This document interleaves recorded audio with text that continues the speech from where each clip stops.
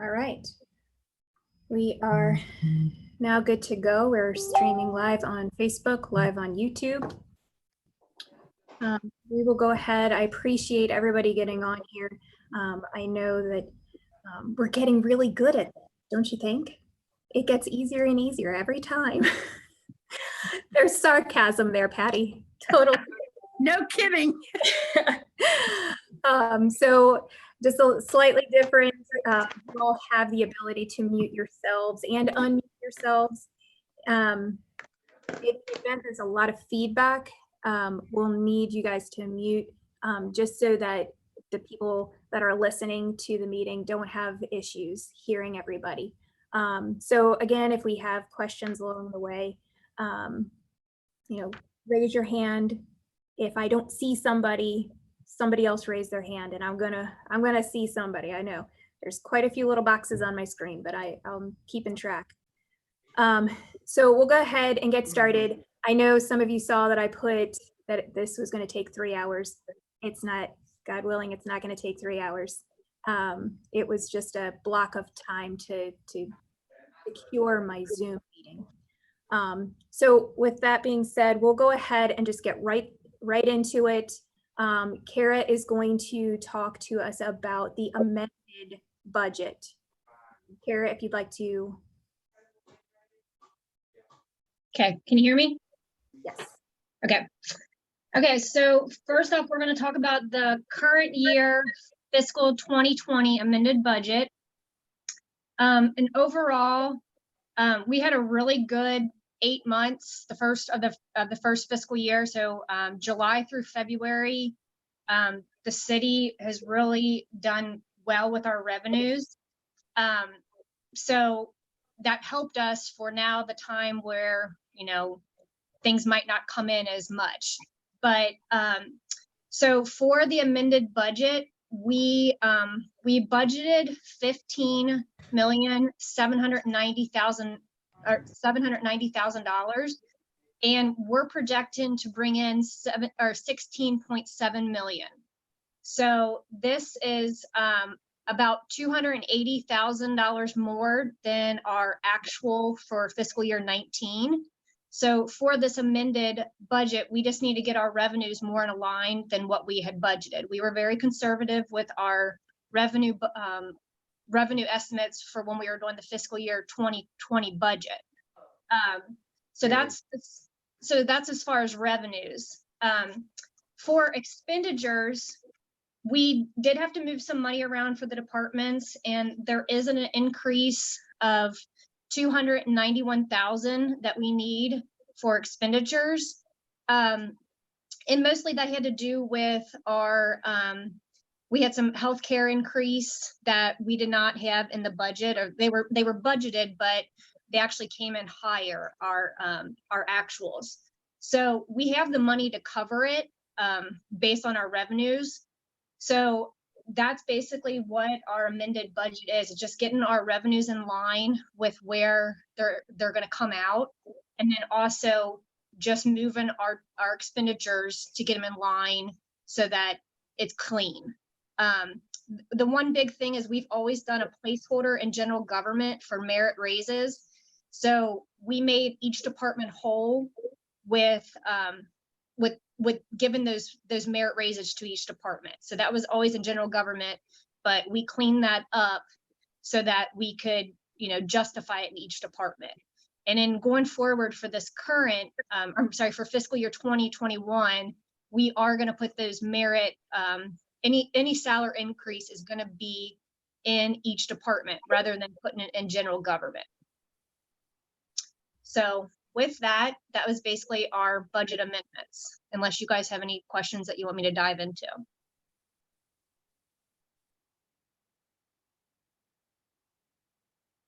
I don't have any questions, but I just wanted to make a comment. And this is, something I'm hoping we do a little bit different next year. I know with some of those, I'll say overspending, I know that there's some money moving around.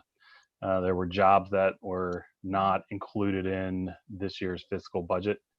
I think we're kind of stuck And if we didn't want to approve those funds, we don't really have a choice to do so at this point, because I believe there was almost $500,000, or I think it was, maybe that number's a little bit wrong, but I think there was 4 police officer roles that were hired that weren't included in the budget, at least as was explained to me. So I guess my request here is that just as we move into the next fiscal years and going forward, before we get to the end of the year and that money's already spent, that those things are brought to council in advance. And I can speak on that. So what he's speaking of is for our police department, and we did have some holiday pay that police officers always get holiday pay, and that was not previously in the budget. We paid out more in holiday pay than what we had budgeted. So we always pay that out twice a year. And so I did make sure for this going forward for the budget, we did include both holiday pay. We also had our former police chief with his retirements, or with his accrued vacation, we had to pay that out. And then with the police officer, and they had some changing of staff, when they brought people in, it wasn't that the money wasn't there or approved, but they weren't, when they were having this turnover, it kind of got confusing with the budget. So what I made sure for fiscal year 21 is that every department has looked at their department and as a whole, because they know their employees, and that we got their salaries in there so that we would not have that issue. So that's a little bit to answer that question, if that makes any sense.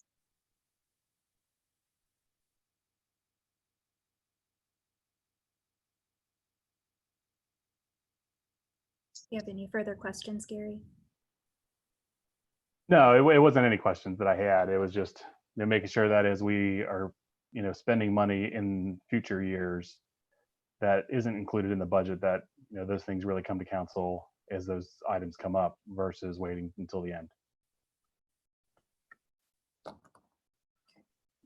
Any other questions for Ms. Kramer about the amended budget for current fiscal year?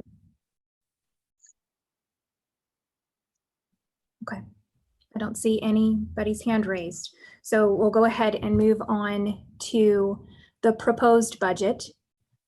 I'm going to talk a little bit about kind of overall the proposed budget, and then Kara will be able to jump in for more specifics. Hey, Jessica, Oh, yes, roll call. Thanks, Matt. Sherry, would you mind doing roll call for me, please?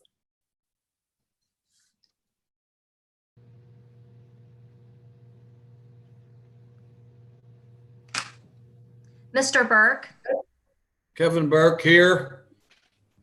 Mr. Cahill, Tom Cahill, present. Miss Kyle, Vicky Kyle, present. Mr. Skidmore, Mr. Skidmore, not present. Miss Sudcamp, Patty Sudcamp is present. Miss Cahill, Kathy Cahill here. Mr. Meyer, Gary Meyer, present. Miss Skidmore, Miss Skidmore, present. Miss Pitts, Corinne Pitts, present. Mr. Nicely, present. Miss Reckers, Rebecca Reckers, present. Mr. Hermes. Tyson Hermes here. Thank you, Sherry. Sorry, I overlooked that. All right. So we'll go ahead and get started with going through the proposed budget again. Kara will be able to dig down into the numbers and answer any additional questions that you have at the end. So while this has been a very different budget process with many iterations, the same basic principles and philosophies have pulled us through and guided our hands and minds during the creation. These principles and philosophies are: number one, provide exemplary service to our citizens and our business community. Number two, retain our talent talented public servants with increased competitive salaries and benefits, as well as a healthy, empowering work environment. Number 3, increase the quality of living, working, and playing in the city of Erlanger. And number 4, be as efficient and effective with every tax dollar while trying to reduce the burden on the taxpayer. The executive summary provided to each of you by City Administrator Matt Kramer highlights some of the major revenue and expense changes within the proposed budget. Let's begin with an overview of revenue projections. So our Director of Finance, Kara Kramer, will assist me with breaking down of those categories. As you know, the City of Erlanger has decreased property and tangible taxes for the last 5 years.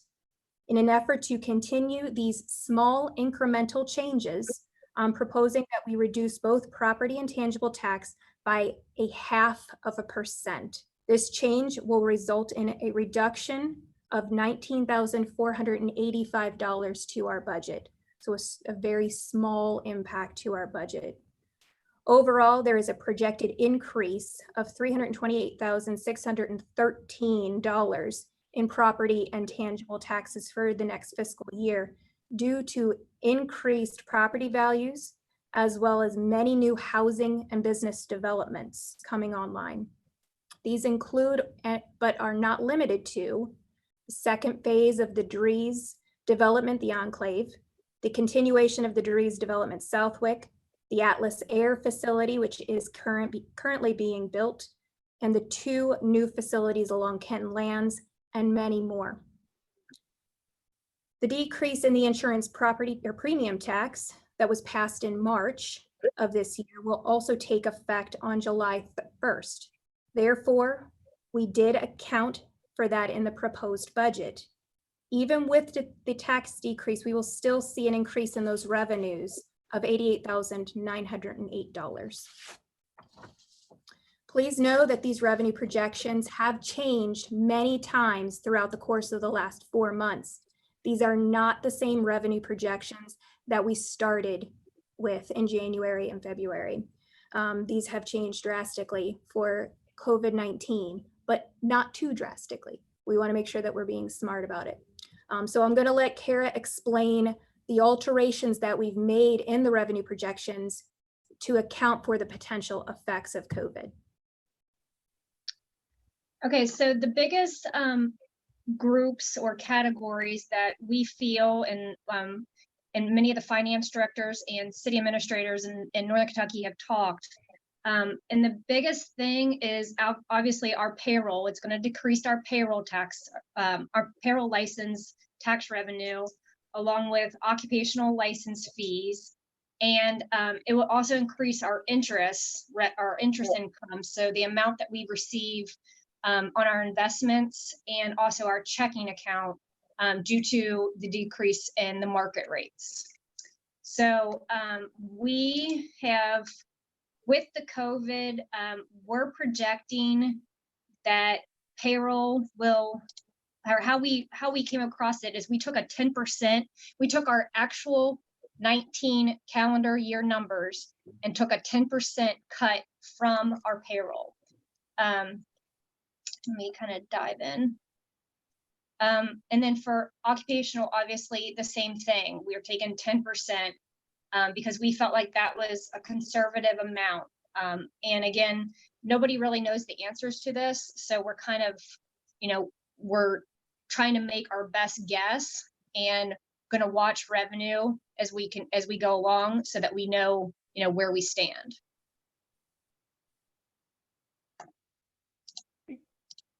Kara, just real quick question. I'm trying to follow along on the documents that were sent down in advance.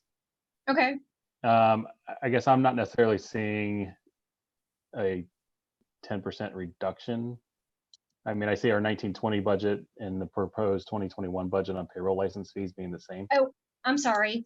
Sorry, I'm looking at something totally different. Go to we did a combination for payroll, for our budget. We did a combination between this actual year 19 and budgeted 20. So for payroll, we're we're taking a cut from what we think was projected for amended 20 and putting the fiscal year 20 budget in. So if you see, we have that 4 million, and that was what was budgeted for fiscal year 20.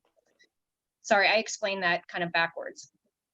So we took a cut from what we're projecting to receive, the 4.1 million in this fiscal year 20 budget, but we're moving our payroll license fees to the 4 million of what we budgeted for fiscal year 20. Do you follow that? And then the same thing for occupational. It's the 1.2 million of what we had budgeted for fiscal year 20. No, I mean, I'll let us go. I'm not following those pieces at all. Okay. Are you looking at the budget document? Yeah, the final fiscal year 2021 budget document that was one of the 3 attachments that Mr. Kramer had sent out. Yeah, it would help if you could tell us like what page or something, so we can kind of follow when you're talking. Okay, let me actually pull up. Because I do see the $1.169 million, but that says July through March year-to-date actual. Okay, and go one column over. Right, and so the 1920 amended budget is 4,126,169. But a 10% reduction from that, it would be $3.8 million versus the 4.0 that's there now. So I'm just trying to follow the numbers that you're saying. Okay, so I'm sorry. So you're on the budget document. So we're looking at the $4,984,000. Do you see that for payroll taxes? Mm-hmm. So disregard my 10%. Sorry, we've had so many iterations with our numbers. Okay. So we took, for this line item for payroll license, we took the budgeted amount for 20. So that was that for, if you see that, the 1920 budget, that original amount, budget, yep. It matches what our payroll taxes is for fiscal year 2021. Do you follow that? I do. Okay, sorry about that.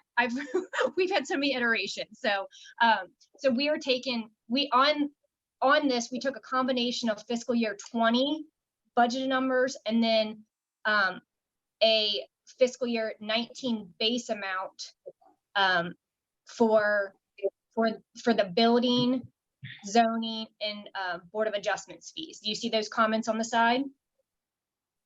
Yeah. Okay. I wasn't as concerned about those pieces, but Okay. Now that we're all looking at the same thing, I'm sorry, I have 80 million. I don't know where we are. Okay. Just being honest. I have no idea where we are. So are you on the email that the PDF that Matt had sent out for our budget document? Eric, can you share your screen? Is it the 47 page one? Or is it a different one? Yeah. yes. I'm Page on one. page 1. I'm on page 1. All right. That's all. Sorry, Thank I you. can't share I my just want to screen make sure I was on the right document. Yeah. Okay, Okay. so I'm on page 1. I'm on the very far right-hand column where it says our property tax 0.5% rate reduction. And underneath that, it says 2021 budget. And so the first category I'm talking about is license and permits, because property taxes, we didn't feel, as far as the virus, as it was going to affect so much in property taxes. It's basically going to affect our payroll, our occupational, and our interest income. So if you look at license and permits, the second line down is the payroll license fee for the $4,9,840.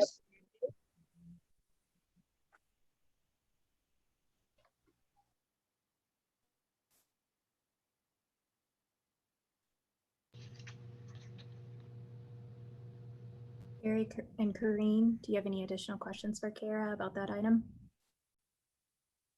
No, I don't. I mean, I guess as I look at it, we're projecting a 3% decrease in payroll tax revenues. From amended, yes. from amended current fiscal year. And that's the part that just seems, that just seems off, that we're, projecting essentially the same as we projected for this current fiscal year.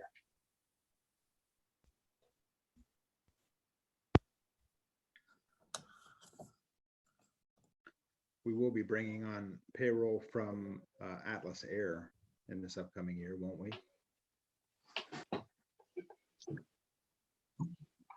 Is there a reason for payroll that we didn't go with the 2019 actuals, like a lot of the other jurisdictions in Northern Kentucky? That was one of our iterations in our budget, that we had went with 19 actual. However, the mayor, do you want to speak on that and how in the past, we've been conservative with our revenue, but we came in. Yeah, so looking over the last 10 or so years, we've always exceeded $100,000 or more in revenues from what we've budgeted to what we've actually brought in.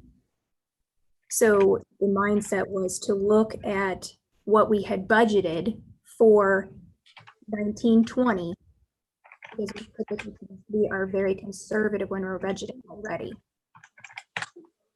So then we're also negating any kind of growth in the economy that we would have put in there.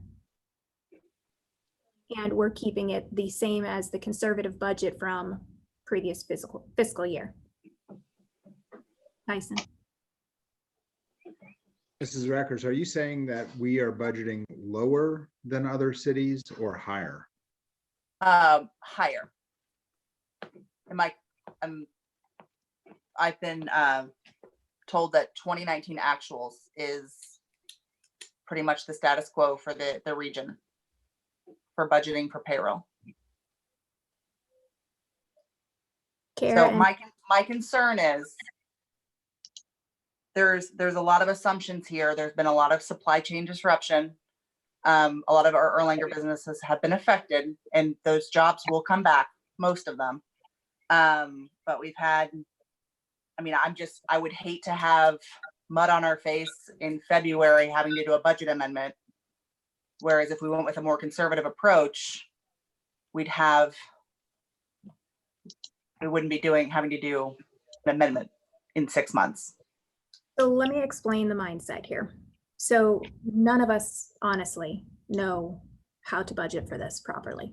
We don't know how to budget for revenues. Matt and Kara have been on multiple calls with other city administrators and other finance directors. I've been in many phone calls with other mayors. Nobody knows how to budget for a global pandemic. We've never done this before. There's no data to support any of these decisions that we're making. So what we're doing, and what Matt and I have talked about in great length, is planning and preparing for both possibilities of our revenue projections being wrong and they're being too high, and also our revenue projections being too low.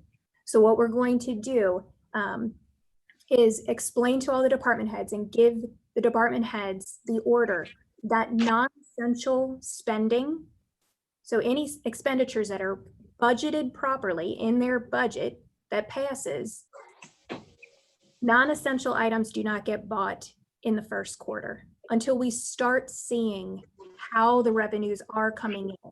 Because God willing, we're going to be back to work by July 1st. I sure hope it's even before then. So we truly do not know how to properly budget for this. And we're all just basically throwing a dart at a dartboard.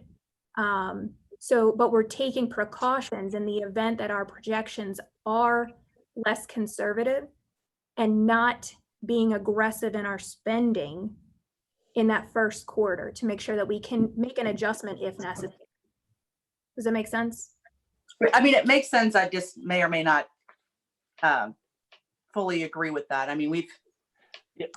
We'll have to see what the nominal differences between and see if it's something that's, Corinne and I can discuss in the email about making the finance committee recommendation once we have more information.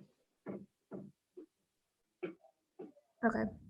So I guess you've communicated with multiple different cities on how they're doing it.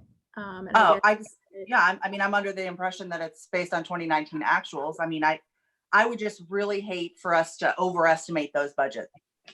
Well, I just want to ask this question just to understand how we want to operate through this tonight. Or we just want to go through this and get the understanding, and then there'll be a future committee meeting to, talk through edits that council would like to see here. Yeah, I think that was the goal behind this, was to present it and take a few questions within, but ultimately the recommendations would come.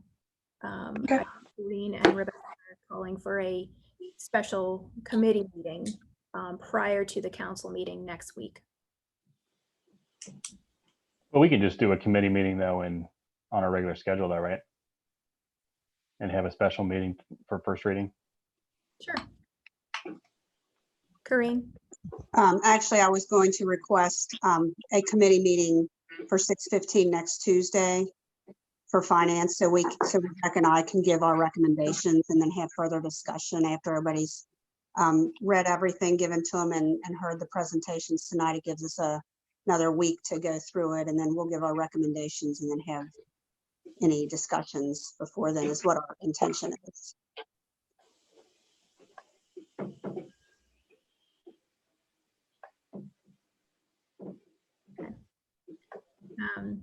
So with that being said, I guess we'll continue on through the budget presentation. Kara, did you have anything to add? Nope, I think I'm good so far on revenue. Okay. Unless anybody has any other questions for me. Okay. So I've kind of gone over what Matt and I have discussed about, planning for both scenarios. What we've done when we had to, we built a budget in January and February and the beginning of March, and we've had to tear that budget apart. And to be honest with you, there are a tremendous amount of projects that have been removed from that budget.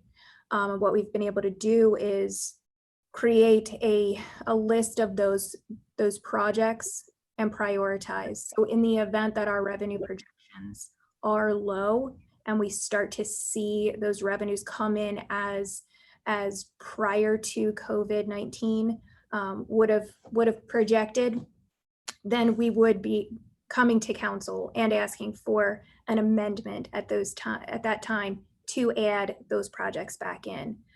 So they're projects that we luckily have the ability to kick to next year if necessary, and hence why they were taken out of the budget. So know that there is a list that was removed that will be brought to you at some point. A lot of those came from Public Works. A lot of Public Works projects were stripped from their budget. So just know there's a plan for both situations, whether or not we are underestimating the projections or overestimating.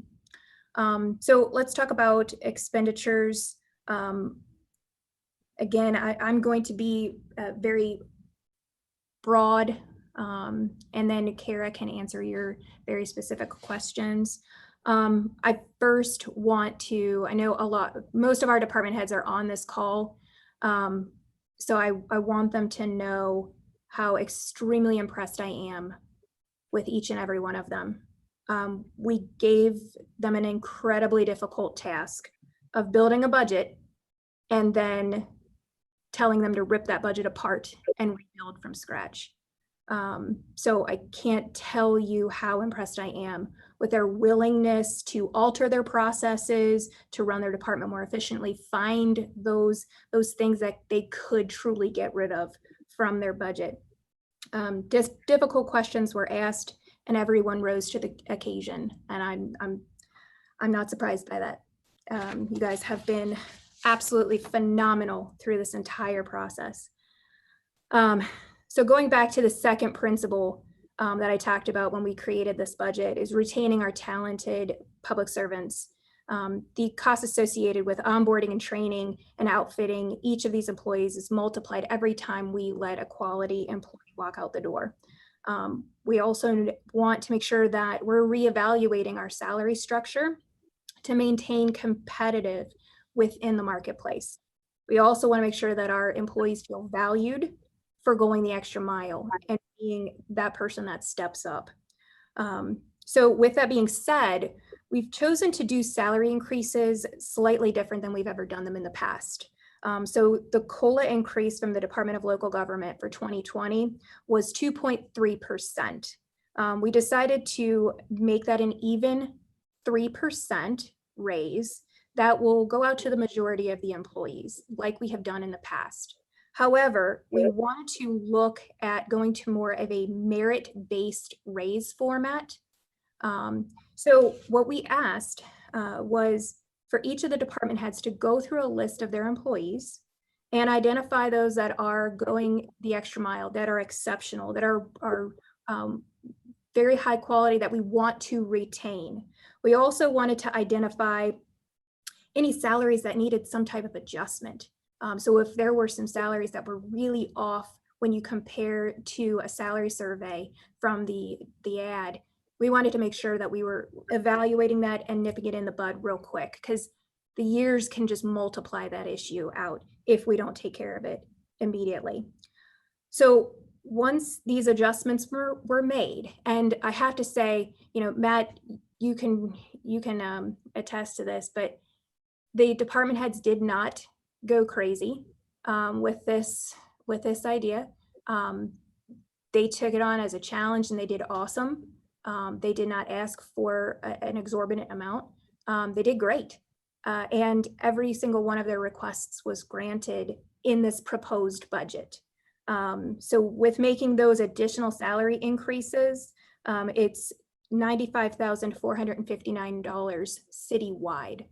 That's across every single department. So again, I want to thank thank the department heads for accepting that challenge. And once again, rising to excellence. Does anybody have questions about the way we did raises this year? Yeah, I guess I'll ask a question. I guess I'm struggling, and then part of me struggles with this. Why we would just assume a 3% across the board pay raise. You know, and I think about this from, you know, private sector. I don't know that anytime over the past 15 years outside of a promotion that I've gotten a 3% raise, regardless of what, you know, inflation rates are. You know, I think that, and I'm, you know, having the same discussions with PDS as well. I struggle with that whole, you're getting 2.3% just because you happen to hang on for another year, versus a true merit-based system. I hear you, Gary. And I agree with you. I do tend to agree with you on that matter. However, I do think we need to do it in stages because it has always been this COLA plus slight merit. And to be honest with you, the COLA, the 3% is not guaranteed across every single employee. That was something that we started last year, where it is based on their Tenzinga evaluations also. So we've started that process. So 3% was kind of that baseline, but it doesn't necessarily mean that everybody's getting 3%, to be honest. But we're definitely heading in the direction of a more merit-based raise structure, which I think the department heads got a little taste of it this year, and I think they were definitely intrigued because they did have the ability to give more of an increase to those employees that like are going the extra mile, that are exceptional, that they definitely don't want to walk out the door. So it's just a different way of doing it. And I guess it's a staged process. Matt, do you have anything to add to that? Unless you guys have any specific questions, I think that was accurate. Gary, does that answer your question? Not directly, but that's okay. Enough. Okay. All right. So the other, something else that I want to talk about is the passing of Senate Bill 249. Cities and counties across the state were very blessed to get the state to lock the CERS contribution rate for this current or this next fiscal year. So there were no pension contribution increases because the rate remained the same from this current fiscal year. This ultimately saved the city of Erlanger over $373,000. And now there's another piece of legislation, the free CERS legislation that has the potential to change the landscape of CERS contribution rate increases and give the cities more control over those increases. So very, very good legislation that has passed, much needed. A lot of people worked very hard to make that happen, and I cannot express more gratitude to Chris McDaniel and Damon Thayer and the House reps that worked their tails off to make this happen. So congratulations, you guys did it. So thank you. Now, if we're gonna break down into the individual departments. For general government expenses, I'm just going to touch on two things in particular. I am proposing an additional position to be put in place as an assistant city administrator. With understanding that there are future retirements coming within the next 2 to 3 years, as well as the workload on Mr. Kramer, I think it's absolutely critical that we set ourselves up for success. To make sure we have a person in place that is in place as soon as possible to where they can start absorbing all of that amazing knowledge that's going to be retiring. We want to make sure that we're setting the next person up for success also by having that overlap time. This is a position that has been in discussion for well over a year now. And I think now is the time we must do this. We must act on this. There is Corrine. I'm going to disagree with you on that one. Okay. I do not think we need that this year. It's not a position that's that urgent that we need to put on fiscally this year. Just my opinion. Okay. Would you mind if we talked offline about that? That's fine. I just wanted to state my opinion while we're online. So Yeah. That's fine. Patty? I totally agree with Corinne. Now is not the time. Ms. Kyle? That was one of the points that I was going to bring up when you asked if we had questions. I don't feel that we need an assistant city administrator. Right now, I feel like this is an unnecessary expense, so I agree with Corinne and Patty.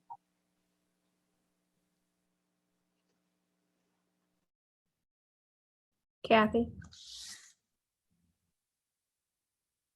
I agree too. I know Matt probably needs help and he's overwhelmed, but for a city of 18,000, I don't think, I have to do my research and see, but I'm thinking that 18,000 plus that there aren't many cities with that small number that have city administrators and assistant city administrators.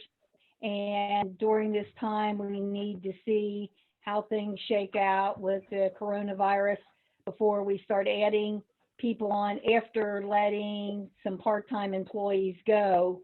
I don't think this sends a good message to our citizens. Mayor, was that going to be a net new position or was that going to be a reallocation of an existing headcount? That was going to be a new position. The next position that I'm going to talk about is what you're referring to. Okay. Mr. Hermes? Well, first, I guess I would like to just say that I don't necessarily think it is the council's duty to be trying to control the staff, what staff positions that you and Matt may deem necessary. It's our duty to approve the budget. Well, Not necessarily just what the position is. And there is a whole lot more to this that I think everybody needs to know. If we're going to weigh in publicly to say that we don't agree, I think that publicly it needs to be said, a little bit more explanation as to where this position is coming from. yeah, I will say one thing, Mr. Hermes, that I do believe it is council's job, not just from a budget Yes. standpoint, but these are jobs that are not currently in the pay and classification plan. So it will require additional legislative action outside of the budget to even enable those to be created. That's a good point. But I think what, the whole point of this is that, we have a city administrator, and I don't think Mr. Kramer would ever say this, but I do believe he is overwhelmed. There is and he does a phenomenal job covering everything that he does in the course of it. I would venture to say that he is probably the best city administrator the city's ever seen. However, he does have a lot on his plate, and we have to realize too, and I know that this, I hope I'm not going to make anybody upset by saying this, but Mr. Hahn has done a phenomenal job as our economic development director for many, many years. And he's also carried a lot on his plate, and he's only increased that more recently with not just with plan review and building inspections, but also with covering for Mr. Kramer. If for some reason Mr. Kramer's out, his schedule is, we all have to realize that Mr. Kramer's wife has medical needs that may be outside of what would be typical. And Shame on you, Tyson. well, you No. have to realize Shame on you. No, yeah, that's Okay. unnecessary to bring that up in a meeting. I still hold the floor.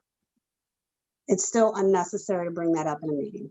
Well, the wrong time to be looking for this help is when there is a crisis. The right time to be training someone to fill this type of position is now.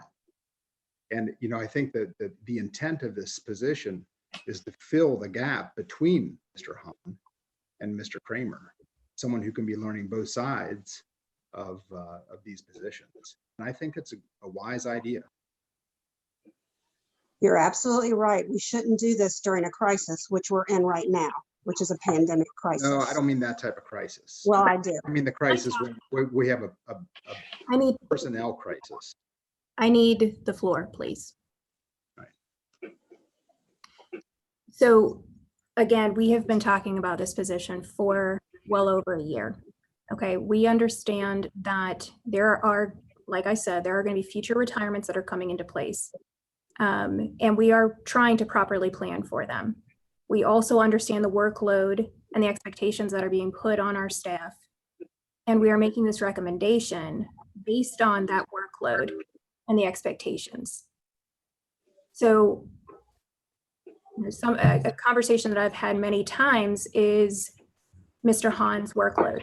He's expected to be our Director of Economic Development, our Codes Enforcement Director, as well as our Building and Zoning, as well as filling in as an Assistant City Administrator at many times. So we have to understand that he is one human being, and he is phenomenal at what he does, but he is only one human being. And it is a lot of us, it's a lot to expect one human being to take on. And, I've gone back and forth with what is the right thing to do to, have a person under him, to be have him be a mentor to them. There's a tremendous amount of ways we could go about this to get the additional assistance that's needed to cover what we're trying to do. We have workload that we need to cover.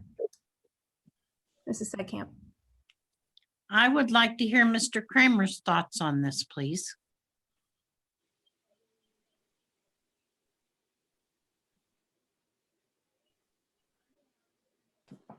I prefer not to talk about it right now.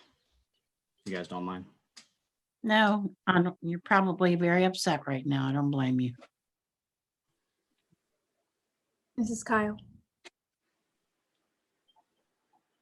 Yes, I disagree that this is not council's position. This is part of our budget, and that's part of our job to plan how the taxpayers' money is spent. And I agree with everyone else that we just don't need this right now. I do understand the concept. I agree. It's a great idea. But again, as Kathy presented before, how many other cities have this? Our size. I just don't see why we have to rush into it right now. To me, we should have discussed it as a council first and then put it in the budget. Because we're the ones that ultimately have to approve of this budget. We're the ones responsible. If the money doesn't work out, guess who gets the slack? We do. We're responsible. That's one of the main functions of a city council, to plan the budget. So again, like I said, I like the idea. I do agree. It's nice to have somebody trained ahead of time, just not jump into the job. But right now, I don't think we need that. And I understand what you're saying, Mrs. Kyle. And I know that you're in charge of the budget, and I understand that. However, I'm in charge of the day-to-day operations of the city. And I need to make sure that we can run our city effectively and make sure that the workload is covered. And this was not a decision that was taken lightly, and that's why I'm bringing it to you as a proposal. I'm explaining to you why I deem it necessary to put it in the budget, because the workload requires that.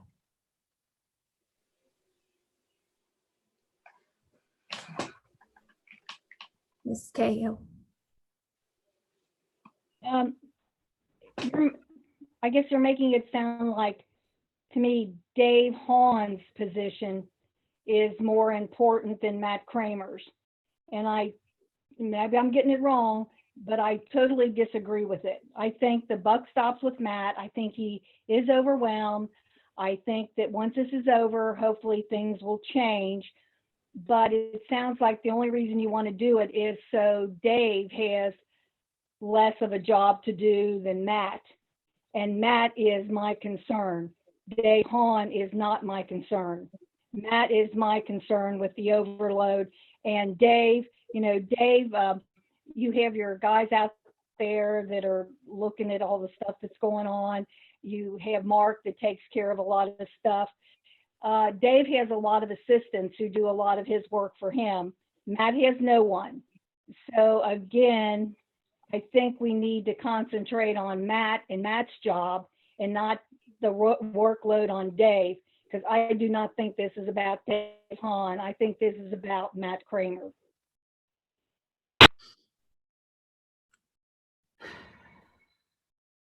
Mr. Hermes. It's about both. I'll leave it at that. Mrs. Kyle. I know Matt has an awfully lot of work to do, but I do have to say he's done a phenomenal job. And I want to thank him, and I really appreciate the job that he's done. He's handled himself very well. He's very capable. And I have complete trust in him that, that he can handle this job. I just don't think he needs an assistant right now. Sorry. Mayor, I hear the proposal. I'm just wondering if we could move on from this point. It feels like some of these items might be moving into an area where we might need to be in executive session to have discussions.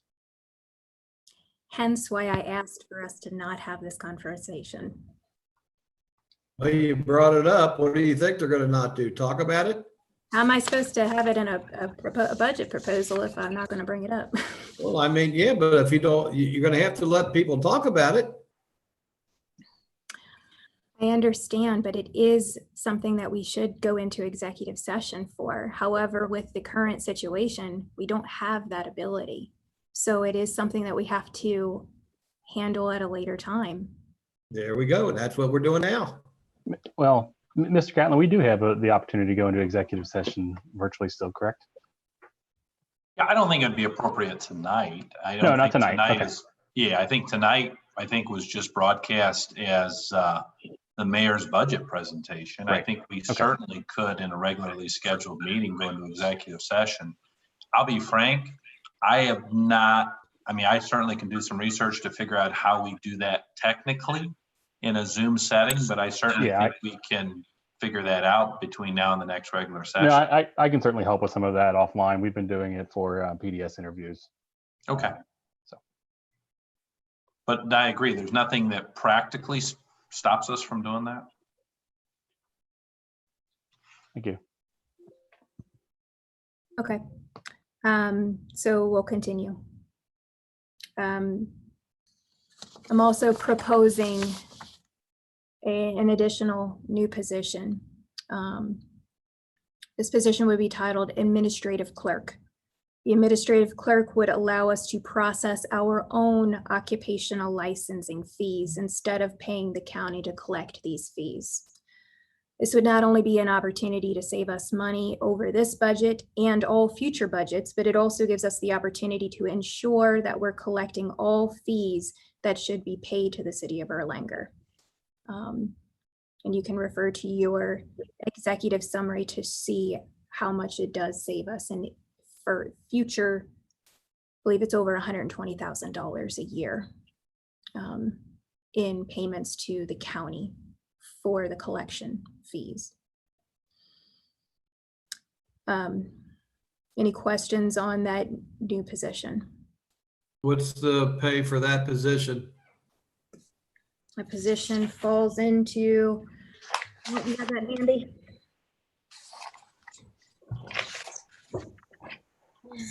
Says here a total of $58,866.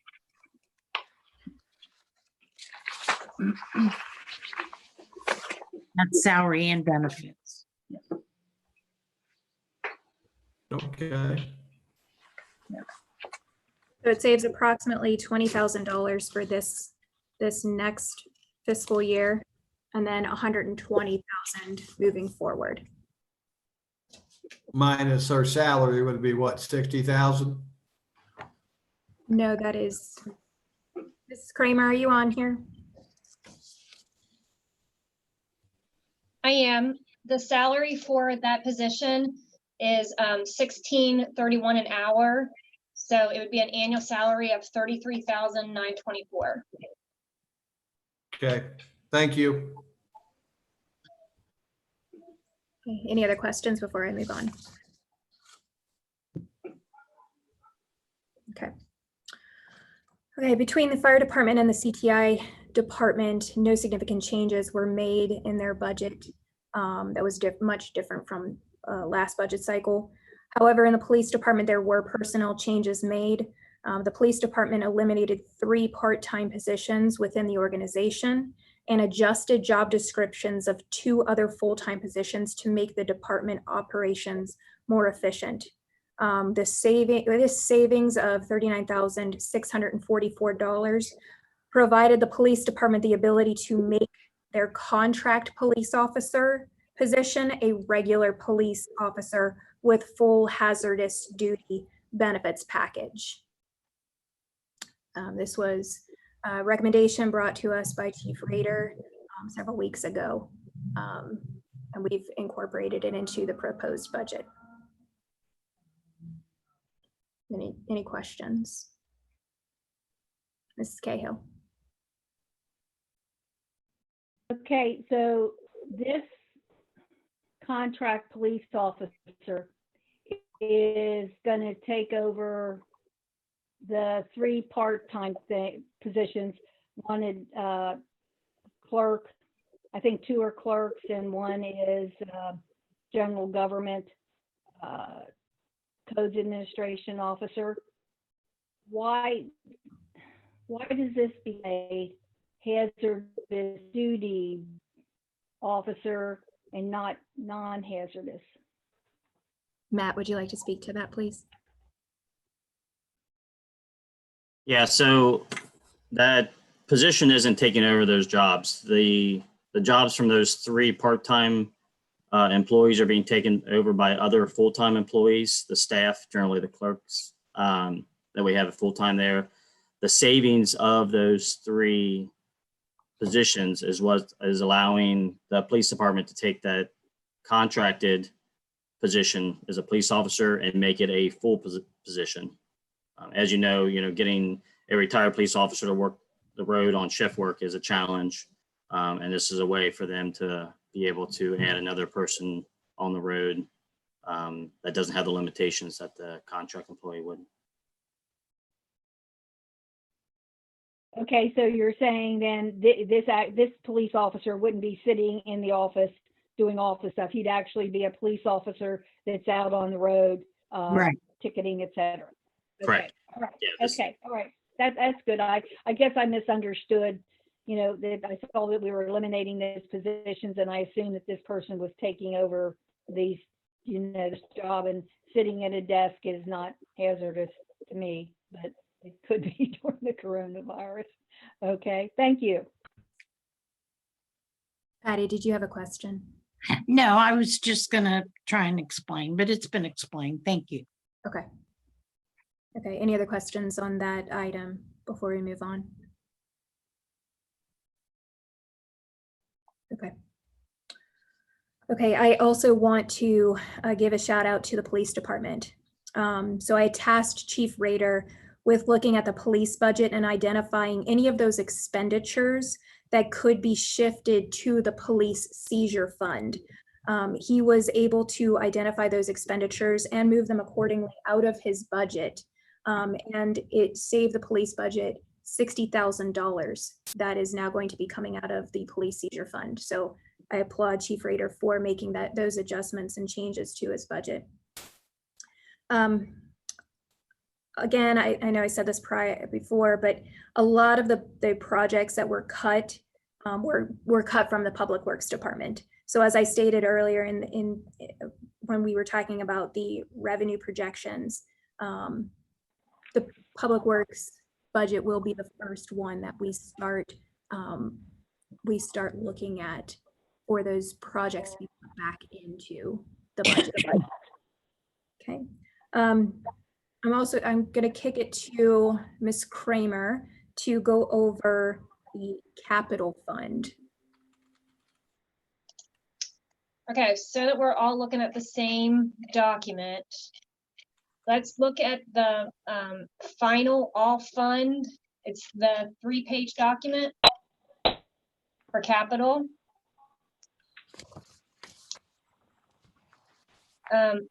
So for the revenues, our payroll, we get, so our payroll revenue from Kenton County, 33% goes into our capital budget.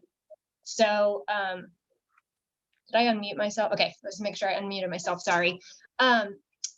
So we use that revenue from the fiscal year 20 budget, and that's where we stand there. As far as expenditures for the capital, we have for the police, the vehicles for $209,514. That is for 4 cruisers and 1 administrative vehicle. Equipment is a hot box for Public Works. It is, it is also our workstations for CTI or for IT, a building camera for the building, and then also internet and cameras for the parks. For infrastructure, we separated out between the MARF money, which is the municipal road aid money that we get for street improvements. That's 374,622 is the exact number.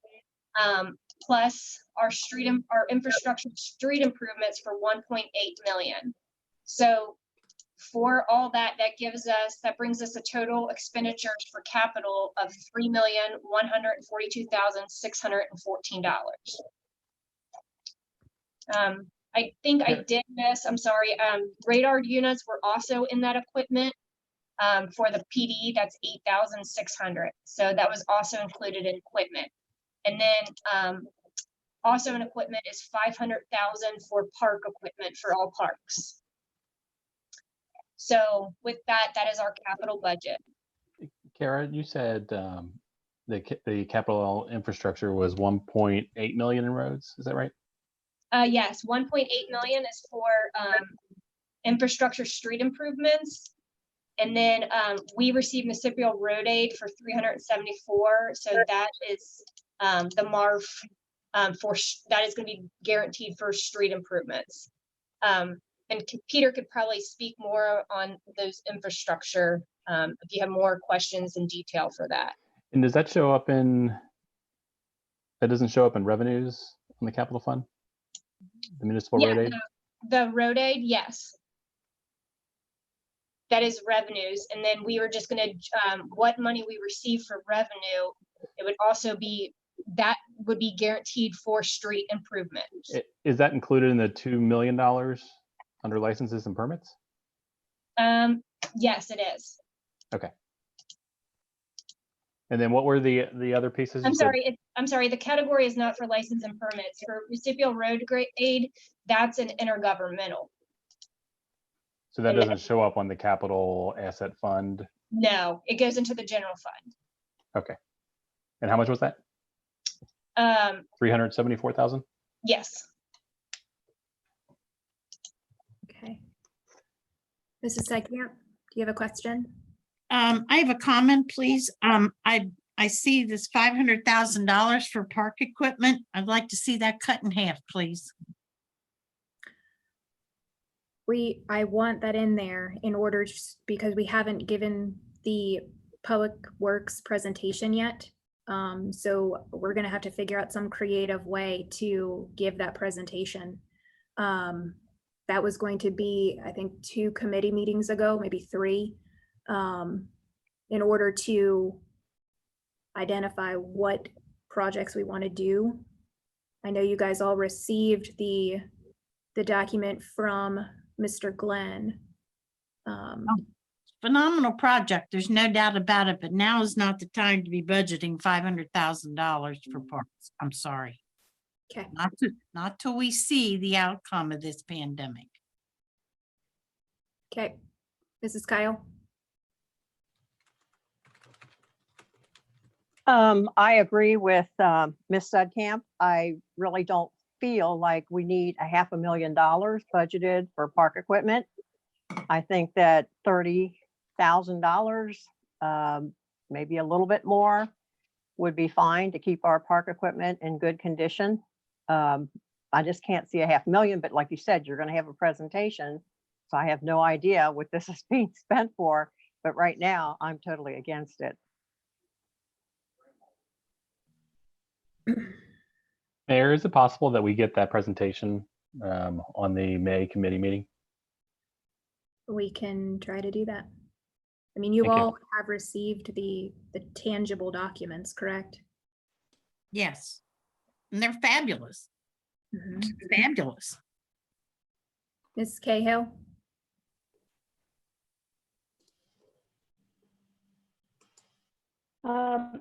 From what I understand, 400,000 of the 500,000 is for the bathroom at Silver Lake. And then the 100,000 would be for the other parks. So that hasn't been I determined don't yet. see where we need to have a new bathroom. I don't see where $400,000 for a new bathroom is necessary right now, especially with the coronavirus and everything and budgeting. That leaves $100,000. That's a little bit less than what Patty said, cut it in half. But I don't think we need to replace that bathroom right now. I think the 100,000 maybe even just too much.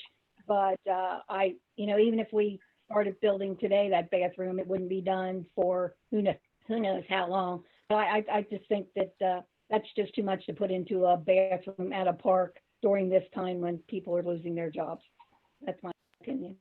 Well, Ms. Cahill, we hadn't allocated that for the bathroom. It was for total parks, and we were going to wait to make any type of allocation till we had presented the parks plan. So I'm not exactly sure where you heard that 400,000 was going to bathroom, because that hadn't been determined yet. Mr. Hermes? Here he goes. Yeah, shame on me again for disagreeing, but disagreeing with what the women are saying. I think the $500,000 is a fair amount.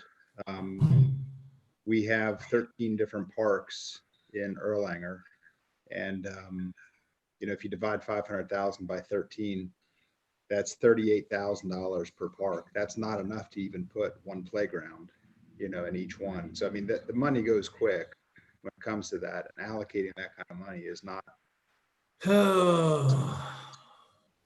inappropriate. Thank you so much, Mr. Burke. That's great. I'd like to hear what Peter has to say with that, because I think it's super important, just given the climate that we live in 7 weeks after a pandemic has begun. Our residents are going to want to see a tangible things being done in the city with their tax dollars.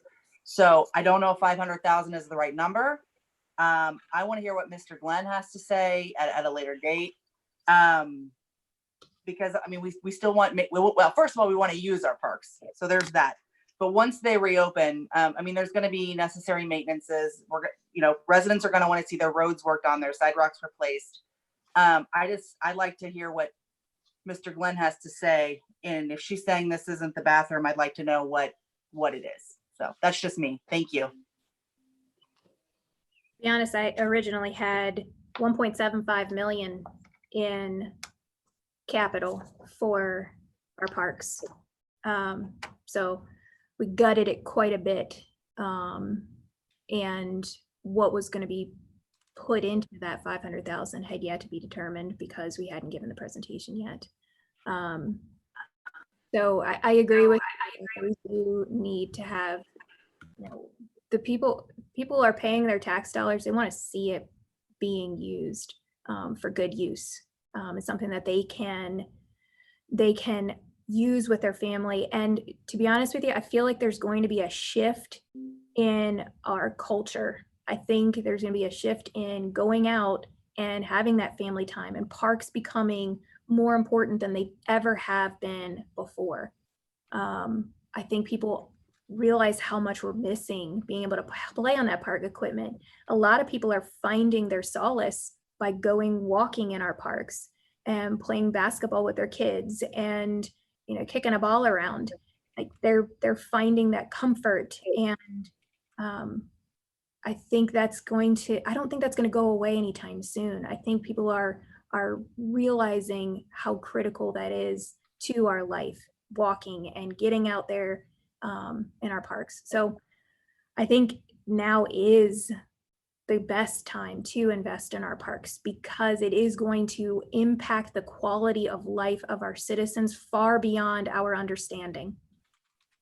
So that's just my 2 cents. Any other questions on that?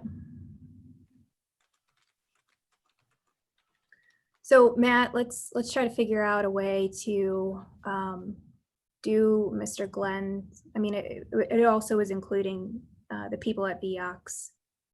To be honest, there was a Carter from VOX was going to give the presentation.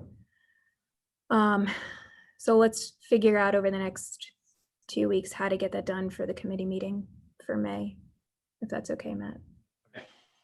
Cool, thanks. Ms. Cahill? Also, one of the other capital fund things was the installation of the internet and cameras in 4 of the city parks at a cost of $100,000. I was in with the planning of the Friendship Park, the original planning, and if I remember when we were planning it, and this has been over 10 years ago, I think an issue arose about the internet, that if we installed internet in the parks, especially the Friendship Park, that all the houses around it could jump onto our internet and we would have to pay for it. So we dropped that from the adding it to more of a cost of the park. The park was expensive to begin with, and that was something that we took out because of that internet issue with us paying for everybody's internet in the area. And I can assume that the parks were the Friendship Park, Silver Lake Park, and possibly the Depot. I was wondering what the 4th park was that was going to get this, the cameras and the internet. Are you referring to Flagship Park? Yes, it was, Flagship. I want to call it Lakemont because that was the original plan, was what's called Lakemont Park. Yes. Okay. Correct. Yes. Matt, can you speak to that? Or do we have Matt Allen on the line to speak to the internet and the parks? Yeah, it's the four parks we were looking at were Silver Lake, the Depot, Rainbow, and Flagship. To speak to you're saying that, houses are going to pick that up.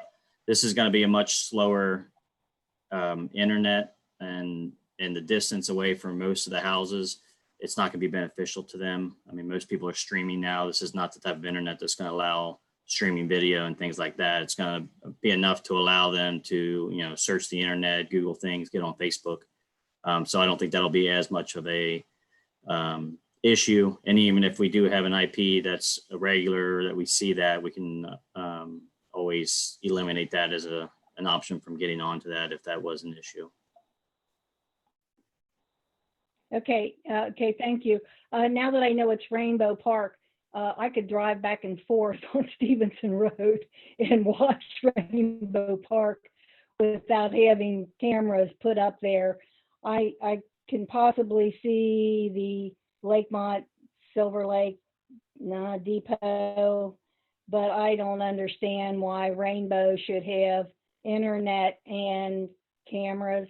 It's too obvious to see from the road day or night. I believe there's a street light over there that might make it, I'll have to go past at night and check it out, anything to get out of the house. But the 3 I might agree on, but the 4th, Rainbow, I don't even agree on the amount. I don't think we should spend it right now in this time for internet and for and cameras, and in particular for Rainbow Park. I think that needs to be eliminated from the list. That's just my thoughts.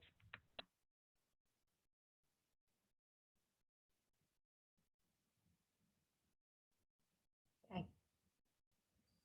So Matt and I have talked about, and Peter and Matt Allen, we've all talked about some standards that we would like to have in our parks moving forward.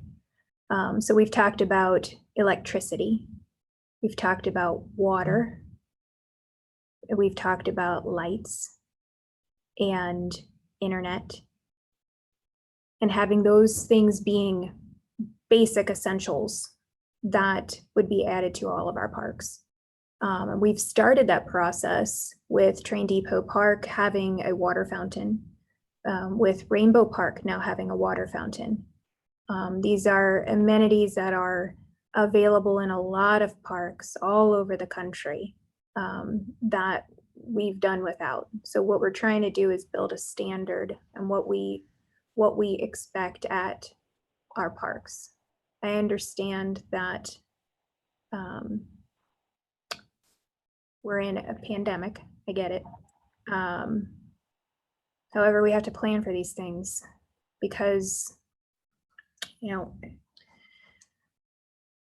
like I said, we're not jumping into every single expenditure right out the gate, the moment that that budget is approved. So there, again, like I said, the department heads are only going to be making those expenses, those expenditures for essential items for the first quarter, at least, till we get a feel. So yes, there are things that are budgeted right now that aren't going to be bought unless we understand we have the revenues to support them. But it's almost impossible to budget for a pandemic. It's almost impossible, because we could strike every single thing from this budget. We could, because we have no idea. We absolutely have no idea.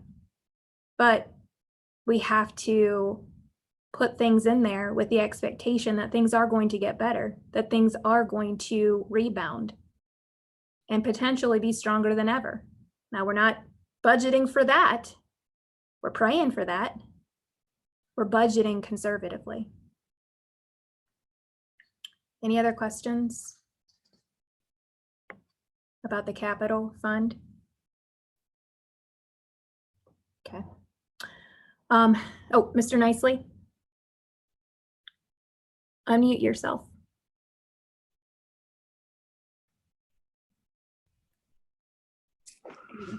Okay. You get me? Okay, hold on a second.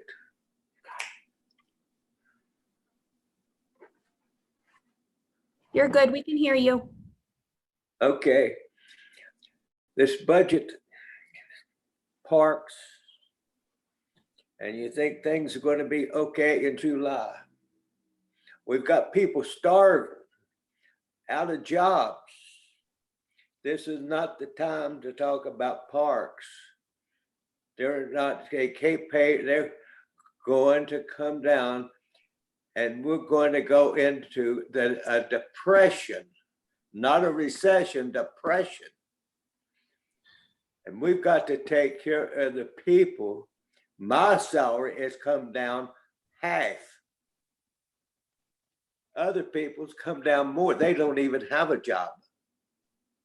And then we're talking about parks. And this is not going to come back.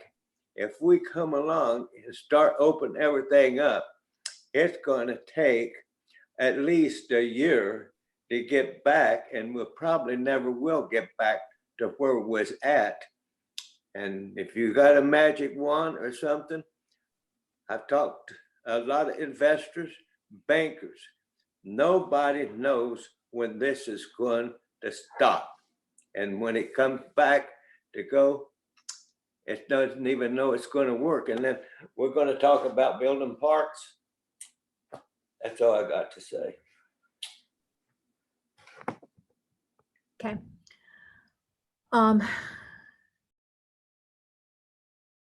We collect tax revenue for many reasons. To provide services to our citizens and our business community. We're expected to use those taxes in order to provide those services.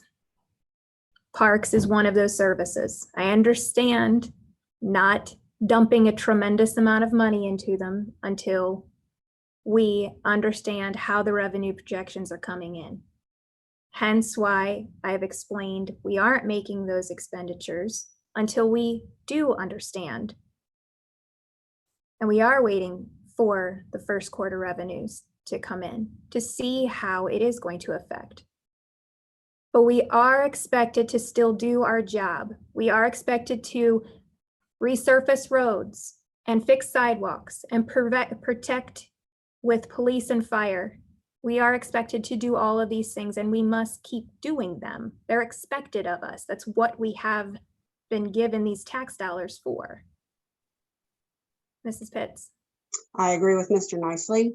I don't know if we're going to go into depression. I hope not. I hope we can bounce out of this. But we have to help our people, and that is building roads or fixing roads and fixing sidewalks.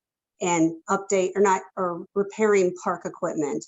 But the park itself and all the fluff that we want to do, I'm sorry, I don't think we should even review it until next year. I think we need to do what we have to do to get through this next year.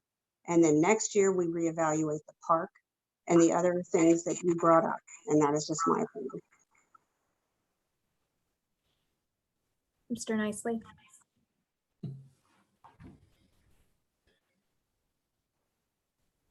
Yeah. Tax money. You're talking about taxes. We might be going into the position that you're not going to get no taxes. If people's not working, they're not going to pay the taxes. So you do have to project to get the revenue in, but you better be prepared that you won't get it in. And some cities are on the verge of bankruptcy now. Done. That's all. Thank you. All right, any other questions? No, I just had just one general question, or I guess a comment, and then I'm hoping that as we narrow down with towards that first reading, I know I made the suggestion as we're thinking about the capital outlays that we kind of break those out project by project a little bit more, so we have a little more insight into what those are going to be going forward. So I'm hoping that we'll just have at least enough detail as we move towards that first reading that we can actually have that broken out on the actual appropriations that are approved.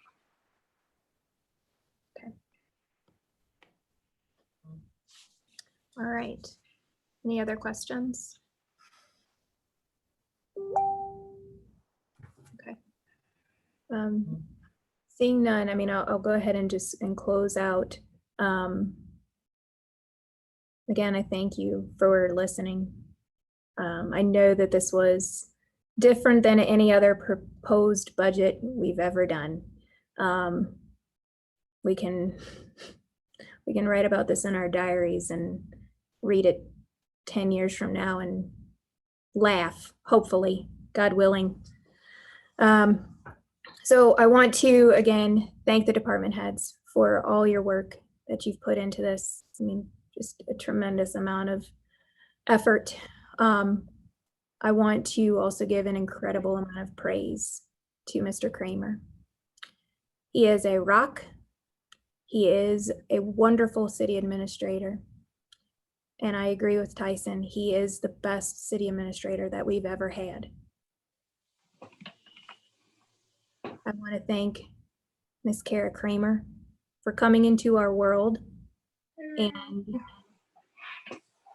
and really changing the way that we think and challenging our processes that we've done for so long. So thank you for challenging us and being that motivator for change. I love it. You're awesome. So I know you guys have both had extremely tough questions, so many questions, and your effort does not go unnoticed. So with that being said, please let me know if you have any further questions. Mrs. Pitts. I just wanted to officially request a committee meeting for finance for next Tuesday at 6:15 before our regular scheduled meeting for finance committee to give our recommendations after everybody's absorbed everything over the next week. It's been noted. Thank you. Thanks, Corinne. Ms. Cahill. This is for Matt.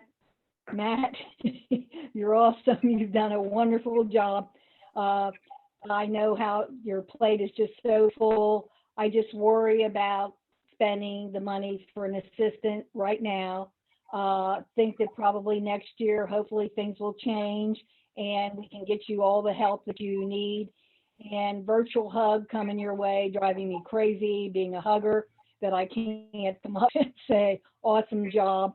But you have done a great job. Really, really appreciate everything that you've done for the city, and am amazed at how you picked up on being a great city administrator. You worked your tail off to get where you are, and thank you for a job well done. Okay, with that being said, do I entertain a motion that we adjourn? Mr. Hermes and Mrs. Kyle. All in favor, say aye. Aye. Aye. Aye. Opposed? Aye. Aye. Motion carried. Have a great evening.